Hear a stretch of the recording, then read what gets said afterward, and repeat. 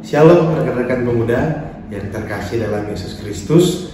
Kembali lagi di SBP on the Weekend edisi Sabtu 10 September 2022 bersama saya Verji Marcelino Tunduge, perwakilan dari Korwil Mupel Kaltim 2.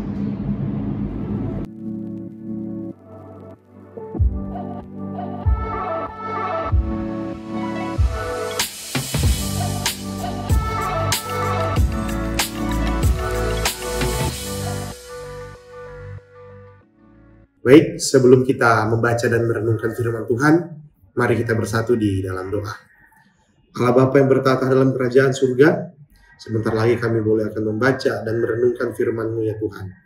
Biarlah apa yang kami dengar dan hamba-Mu bacakan boleh senantiasa menjadi pedoman di tengah-tengah kehidupan kami lewat firman-Mu Tuhan. Berkati Tuhan hamba-Mu yang akan membacakan firman-Mu. Dalam nama Tuhan Yesus kami sudah berdoa dan mengucap syukur. Amin. Pembacaan kita hari ini terambil dalam Titus pasalnya yang ketiga ayat 9 sampai dengan 11. Saya akan bacakan buat teman-teman di rumah. Di bawah perikop pesan-pesan penutup. Tapi hindarilah persoalan yang dicari-cari dan yang bodoh. Persoalan silsilah, percekcokan dan pertengkaran mengenai hukum Taurat, karena semua itu tidak berguna dan sia-sia belaka. Seorang bidat sudah tahu, sudah 2 kali kau nasihati, hendaklah engkau jauhi. Engkau tahu bahwa orang semacam itu benar-benar sesat, dengan dosanya menghukum dirinya sendiri. Pada renungan kita hari ini sesuai dengan tema SBP, yaitu dengan judul pengetahuan yang membodohkan. Rekan-rekan pemuda yang dikasih dalam Yesus Kristus, sebagai kaum muda yang memiliki semangat menggebu-gebu, terkadang kita juga dihadapkan dengan banyaknya situasi dan cenderung dapat mengambil kesimpulan atau tindakan tanpa berpikir dari tindakan yang kita ambil. Yang terpikirkan hanyalah bertindak dan selesai, tetapi lupa bahwa setiap tindakan yang kita lakukan tentu memiliki konsekuensi, baik yang berdampak baik maupun berdampak buruk bagi orang lain. Sehingga tak jarang sebagai kaum muda-mudi yang cenderung mengambil tindakan tanpa dipikirkan dahulu dapat menghadirkan perdebatan, pertikaian maupun salah paham. Maka dari itu, jika saya bertanya lebih mudah mencari teman atau musuh, pasti jawabannya lebih mudah mencari musuh. Kira-kira seperti itu yang kita alami saat ini. Kemudian rekan-rekan pemuda yang terkasih dalam Yesus Kristus, marilah kita bersama-sama belajar dari Rasul Paulus dalam pembacaan firman Tuhan kita saat ini. Secara keseluruhan, Titus pada pasalnya yang ketiga adalah penutup dari surat pastoral yang dituliskan oleh Paulus kepada Titus anak rohaninya. Di dalam penutup suratnya, Paulus memberikan beberapa nasihat kepada jemaat Kreta sebagai jemaat yang sedang dilayani oleh Titus untuk dapat senantiasa menjalani kehidupan sebagai umat Allah. Salah satu nasihat Paulus ialah terdapat di dalam ayatnya ke-9 sampai dengan yang ke-11, yaitu menghindari persoalan yang dicari-cari. Persoalan apa yang dimaksud dengan Paulus dalam pembacaan ini? Pada ayat yang 9 dengan tegas Paulus menasihatkan jemaat di Kreta waspada dan menghindari 4 macam perkara yang kosong dan sia-sia, yaitu perdebatan yang dicari dan yang bodoh, tentang omong kosong, persoalan silsilah, serta percekcokan dan pertengkaran mengenai hukum Taurat. Rekan yang terkasih, mari kita lihat pada pasal 1 ayatnya 10 dan 11 maupun pasal 1 dan ayatnya ke-14. Di sana terlihat adanya sekelompok orang yang belum disucikan masih tetap tersesat dalam perselisihan dan pertengkaran. Pikiran dan hati nurani yang masih najis. Ini bukan pertama kalinya Paulus mengingatkan, tetapi pasal 3 menjadi peringatan dari Paulus untuk kesekian kalinya dengan harapan bahwa para guru palsu ini segera bertobat. Maka Paulus memberikan peringatan paling akhir kepada mereka dengan menunjukkan hukuman yang mereka dapatkan dari Allah jika terus menghindarkan perpecahan dalam jemaat. Selanjutnya, Paulus ini tidak hanya ditujukan kepada jemaat Kreta, tetapi juga untuk Titus selaku anak rohani dan pemimpin jemaat Kreta pada saat itu.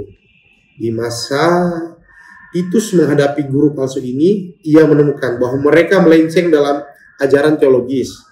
Oleh karena itu, Paulus berpesan kepada Titus dan jemaat di Kreta untuk tidak hanya terlibat dalam perdebatan diskusi yang tidak berguna dan sia-sia dengan mereka, dan terlebih lagi dilihat di ayat 10, Paulus katakan hendaknya menghindari mereka.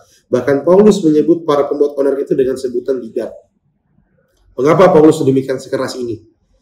Hal ini dikarenakan sejatinya para bidat kesukaannya adalah mencari kesempatan untuk menyampaikan pengajaran yang sesat dan mengikuti mereka.